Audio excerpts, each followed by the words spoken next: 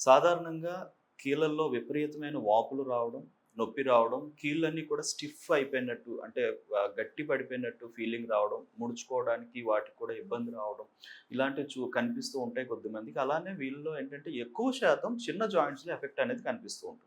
ఈ చిన్న జాయింట్స్ అన్ని స్టార్ట్ అయ్యి మిగతా అన్ని జాయింట్స్ కూడా వెళ్ళడం అంటే ముఖ్యంగా ఫింగర్ జాయింట్స్‌లో స్టార్ట్ అయిన తర్వాత రిస్ట్ జాయింట్స్, తర్వాత ఎల్బోస్, తర్వాత అలానే మోకాళ్ళు, షోల్డర్స్ ఇలా అన్ని కూడా జాయింట్స్ ఇన్వాల్వ్ అవ్వడం జరుగుతా ఉంటుంది.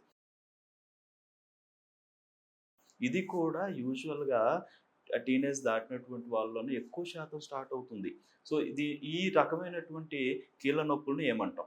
సో, ఈ రకమైన కీళ్ళ నొప్పుల్ని మనం ఏంటంటే రుమటాయిడ్ ఆర్థరైటిస్ అనేటటువంటి పరిస్థితిలో ఉంటుంది. సో, రుమటాయిడ్ ఆర్థరైటిస్ అంటే ఏంటి? కీళ్ళ వాతం. సో, కీళ్ళ వాతం ఎందుకొస్తుందండి? కీళ్ళ వాతం అనేది రావడానికి గల కారణాలు అది ఒక auto immune condition. So, root cause అనేది ఎగ్జాక్ట్‌గా చెప్పలేం. మన శరీరం యొక్క ఏ సెన్సిటివిటీస్ ఎలా ఉన్నాయనే దాన్ని బట్టి, మన శరీరం తీసుకునేటటువంటి ఒత్తిడిని బట్టి, మానసిక ఒత్తిడులు అలానే శారీరక ఒత్తిడుల వల్ల ఎక్కువ శాతం రొమటాయిడ్ ఆర్థరైటిస్ వచ్చేటటువంటి అవకాశాలుంటాయి. ఎందుకు అంటే ఎక్కువ మానసిక ఒత్తిడికి గురైన తర్వాత మన శరీరంలో ఉండేటువంటి ఇమ్యూన్ సిస్టమ్ అనేది ఆల్టర్ అవ్వడం జరుగుతుంది.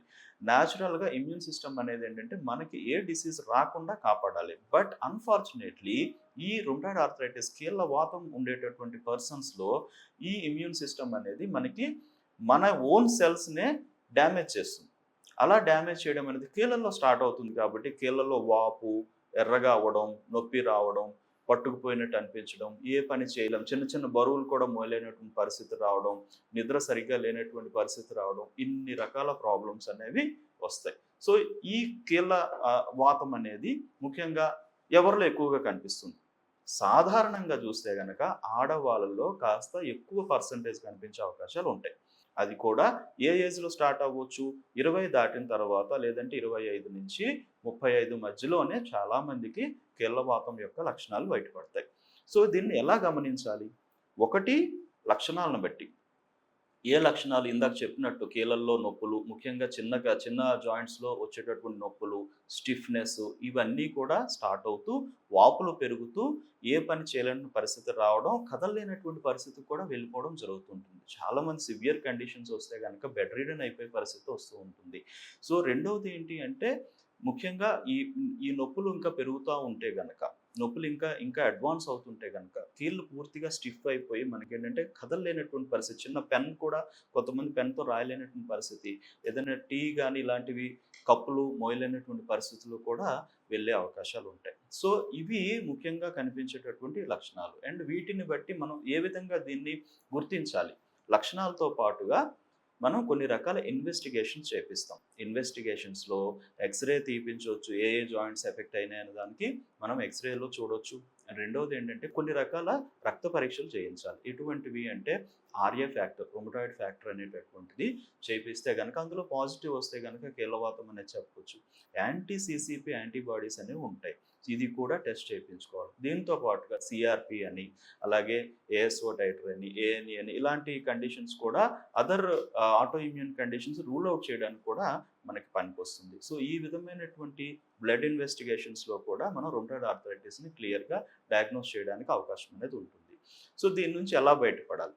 చాలామంది చేసేదేంటంటే ఎవరు అంటే ఇలాంటి కండిషన్స్ అంటే ఈ కీళ్ళవాతం సంబంధించి ఉండేటప్పుడు ఏమవుద్దంటే రొమటాలజిస్ట్‌ని కలుస్తారు. సో, రొమటాలజిస్ట్‌ని కలిసేటప్పుడు వాళ్ళు ఇమ్మీడియేట్‌గా చేసే పని ఏంటంటే మనకి ఇమ్మీడియేట్‌గా కొన్ని రకాల స్టెరాయిడల్ టాబ్లెట్స్ అని, కొన్ని పెయిన్ కిల్లర్స్ అని, కొన్ని బాడీకి ఇంకా గ్యాస్ట్రిక్ ఇష్యూస్ ఉన్న దానికి లేదంటే బలానికి సంబంధించినటువంటి మందులు గాని యాడ్ చేయడం జరుగుతుంది. వీటి వల్ల ఇమ్మీడియేట్‌గా పెయిన్‌లో రిలీఫ్ అనేది మనకి కనిపిస్తుంది.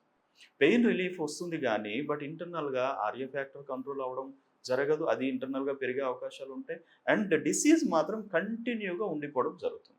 అంటే మేము చూసేదేంటంటే, రుమటాయిడ్ ఆర్థరైటిస్ కండిషన్ ఎన్నాళ్ళ నుంచి ఉందమ్మా అంటే, ఆల్మోస్ట్ 5 ఇయర్స్ నుంచి ఉందండి, 10 ఇయర్స్ నుంచి ఉందని చెప్పినటువంటి పరిస్థితులున్నాయి. అంటే వీళ్ళు అన్ని మెడికేషన్స్ వాడుతున్నారు. బట్ స్టిల్ అయినా కూడా వాళ్ళ సింప్టమ్స్‌తో సఫర్ అవుతా ఉన్నారు. సో, డిసీజ్ అనేది పూర్తిగా నార్మల్ కావటం లేదు.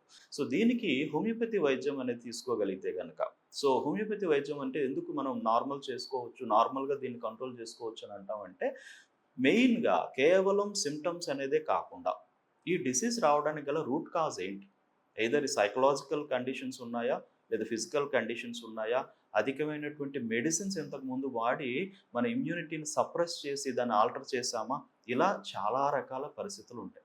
వాటిని క్లియర్‌గా అర్థం చేసుకొని, బాడీ యొక్క నేచర్‌ని అర్థం చేసుకొని, ఆ బాడీకి ఏ మెడిసిన్ కంప్లీట్‌గా సూటబుల్‌గా ఉంటుందో దీనిని ఎలిసిట్ చేసి ఆ పేషెంట్‌కి ఇవ్వడం జరుగుతుంది. అలా ఇవ్వడం వల్ల మన ఇమ్యూనిటీ అగైన్ మళ్ళీ నార్మలైజ్ అవుతా, మళ్ళీ రిపేర్ చేసుకుంటా కండిషన్ నుంచి బయటికి తేవడానికి మన బాడీ అనేది నార్మల్‌గా పనిచేయడం జరుగుతుంది. సో, ఈ విధంగా హోమియోపతి మందుల ద్వారా మీ శరీరంలో డిసీజ్‌ని మీ శరీరమే కంట్రోల్ చేసుకునేలాగా హోమియోపతి వైద్యం అనేది ఉంటుంది. సో, ఈ విధంగా చేసే ట్రీట్మెంట్ మనం కాన్స్టిట్యూషనల్ ట్రీట్మెంట్ అంటాం. ఇలాంటి ఆటో ఇమ్యూన్ కండిషన్స్‌కి ఈ కాన్స్టిట్యూషనల్ ట్రీట్మెంట్ కరెక్ట్‌గా విధానంలో తీసుకుంటే గనక కంప్లీట్‌గా రిలీఫ్ అనేది మనకు కనిపిస్తుంది. సో, రుమటాయిడ్ ఆర్థరైటిస్ కండిషన్స్‌తో ఎవరు సఫర్ అవుతున్నా కూడా డాక్టర్ కేర్ హోమియోపతి క్లినిక్స్ కింద స్క్రోల్ అవుతున్న నంబర్‌కి కాల్ చేసి వెళ్లి డాక్టర్ గారిని కన్సల్ట్ అవ్వండి.